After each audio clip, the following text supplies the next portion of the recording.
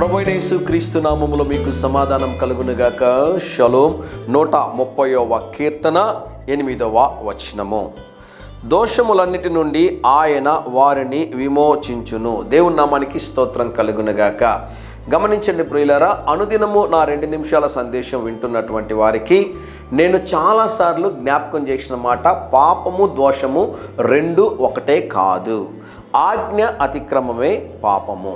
ఒక పాపమును క్రమ పద్ధతిలో చేయటయే దోషము. అందుకని దావీదు అంటాడు, నా పాపము నా దోషము పోవునట్లుగా ఇస్సోపుతో నన్ను కడుగుము ప్రభువా అంటాడు.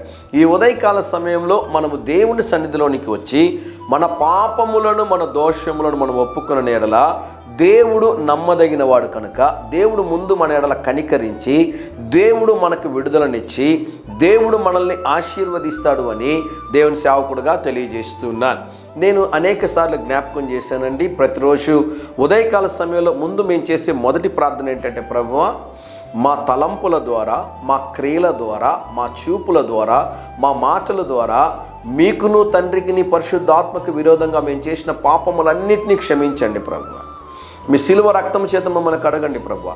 మా పాపములను మా దోషములను ప్రభువా క్షమించి మీ సిలువ రక్తం చేత మమ్మల్ని కడిగి పరిశుద్ధపరచండి ప్రభువా అని ప్రార్థన చేస్తుంటాం. అనుదినం ఉదయకాల సమయంలో ముందు ఈ ప్రార్థన చేసిన తర్వాత దేవుడు చేసిన కార్యాల కొరకై దేవుని స్తుతిస్తాం.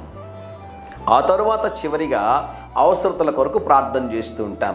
ఈ ఉదయం ప్రభు మీకు ఇస్తున్నటువంటి వాగ్దానము, మీ పాపములను దోషములను దేవుడు క్షమించి ఉన్నాడు. దేవుని నామానికి స్తోత్రం కలుగునుగాక.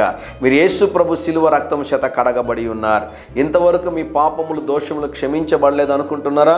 ఓ చిన్న ప్రార్థన ఓ అద్భుత కార్యాన్ని జరిగిస్తుంది మీ జీవితంలో. ధైర్యంగా ఈ దినాన్ని ఎదుర్కోండి. దేవుని సన్నిధి మీకు తోడుగా వచ్చునుగాక. ప్రియ పరలోకపు తండ్రి, మా ప్రియులు చేసిన ప్రతి పాపములను దోషములను మీ సిలువ రక్తము చేత కడిగి పరిశుద్ధపరచుమని, నీ దీవెనలు కుమ్మరించుమని యేసు నామములో ప్రార్థిస్తున్నాము తండ్రి. Amen, amen.